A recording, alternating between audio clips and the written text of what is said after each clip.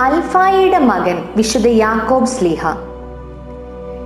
ശിഷ്യന്മാരുടെ പേര് കൊടുത്തിരിക്കുന്ന പട്ടികയിലല്ലാതെ വേറെ ഒരിടത്തും പുതിയ നിയമത്തിൽ യാക്കോബിനെ കുറിച്ച് പറയുന്നില്ല. അപ്പോസ്തല വൃന്ദത്തിൽ 2 യാക്കോബുമാരുള്ളതിനാൽ അൽഫായിയുടെ മകൻ യാക്കോബിനെ ചെറിയ യാക്കോബ് എന്ന് വിളിക്കുന്നു. മത്തായി ശ്ലീഹായും അൽഫായിയുടെ മകനായിരുന്നു. അതുകൊണ്ട് മത്തായിയും യാക്കോബും സഹോദരന്മാരെന്ന് കരുതപ്പെടുന്നു.